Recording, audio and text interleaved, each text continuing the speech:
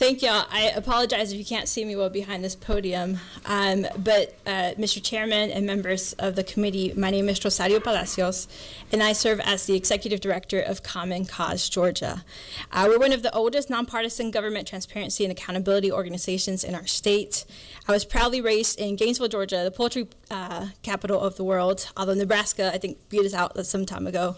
And I'm also the proud mother of 4 children in the North Gwinnett public school system. Thank you for the opportunity to speak today. I want to be here to oppose Senate Bill 21 LC 570224S. This bill, which targets so-called sanctuary policies, gravely threatens government accountability and community trust in Georgia. It would punish our local governments, even school boards that are special purpose local government, and law enforcement agencies for exercising discretion and judgment and serving their communities. SB 21 undermines the very principles of local accountability and public safety that it seeks to protect, and it also does so at an enormous economic and social impact cost to our state. I urge you to not advance this dangerous bill further than it already has been. By stripping sovereign immunity from local governments that are perceived as not aggressively enforcing federal immigration law, this bill invites a flood of frivolous lawsuits against cities, counties, school officials, and police. We don't really have to guess what the impact of this heavy-handed state immigration enforcement would be. Georgia's own recent history offers its own cautionary tale.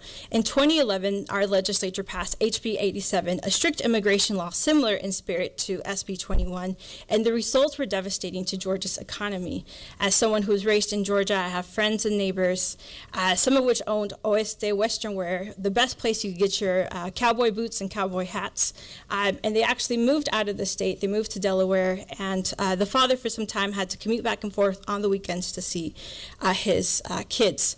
This is something we've seen before, the message that it sends and the real life social impact and economic impact to our state. According to Georgia Fruit and Vegetable Growers Association, about 40% of Georgia's fruit and vegetable crop was left unharvested due to labor shortages, which cost an estimated $180 million in direct farm losses and $340 million hit to the Georgia's economy. I've already spoken about the beautiful budding poultry industry that is in Northeast Georgia that I got to work in out of high school, and that my parents came to the state to be able to work in after being migrant farm workers for a while. Beyond economies, I really want y'all to consider the social and public safety costs of measures like SB 21. When states like this go too far, they do instill fear in immigrant communities. We have already seen that this year.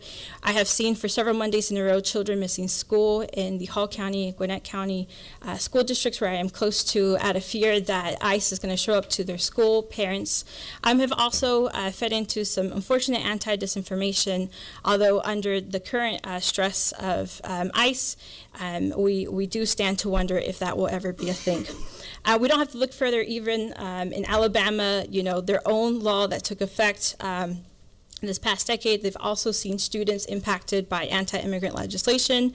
And so when we are here discussing SB 21, I really want us to think about a lot of that real life impact. I myself am a survivor of domestic violence. I myself have been through the journey of an immigration process. I'm a naturalized citizen. I remember being out of status, and I do remember suffering at the abuse of a citizen who threatened to use immigration laws against me.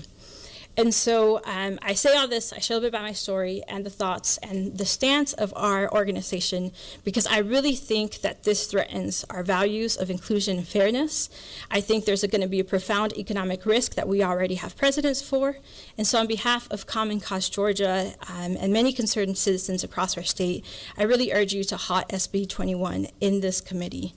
I think that this committee cares about public safety. I know that we have a shared value of that, and that public safety comes from trust, it comes from cooperation, it comes from needing folks to be able to come out of the shadows, engage in their local government, and for there also to be accountability when things have gone wrong.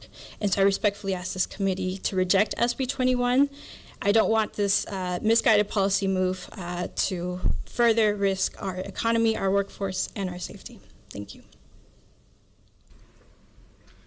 I stand. Chairman Sainz? I'll be quick, but you brought up something that has already been brought up, that instilling fear in our immigrant community. And I think part of that blame, I'm sorry to say, is the utilization of words that watered down what we're talking about. When we say undocumented, someone at home, I fear, would again, I'd make light of it, not having your record or not having your license plate. So yes, it makes sense when we're talking about this and there's words like that thrown in, that we're doing unnecessary damage to immigrants' communities. So to make sure we're in the same page, we're talking about enforcing our immigration laws. Is that correct?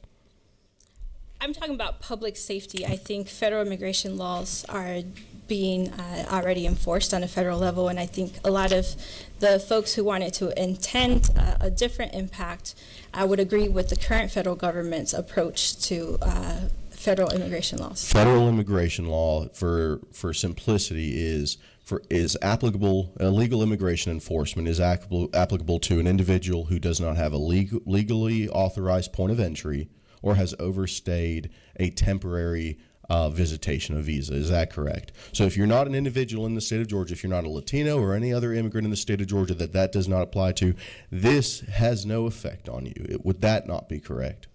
I would disagree. In Georgia, the degree of separation, especially with immigrant communities, is is less than in other states, right? Where you can see maybe Latino descendants in California and Texas and some of the border states. In Georgia, the Latino immigrant came here, right, because of the booming workforce 30 plus years ago. There was really a spike. And so here, even persons like myself who are U.S. citizens, right, the degree of separation of someone who is out of status, out of an immigration status that you referred to, is actually much less than in different parts of the country. So you're speaking of knowledge, and look, thank you for going through the naturalization process. As a son of a mother who's gone through the process, of a younger brother from a sister who's done that process, that degree of separation is not correlated to what we're talking about. We're talking about individuals who are not here with legal authorization.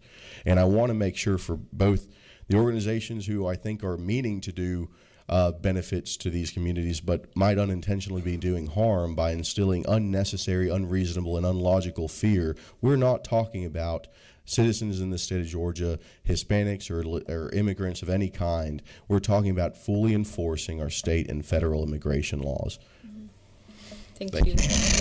I hear you. Okay, thank you.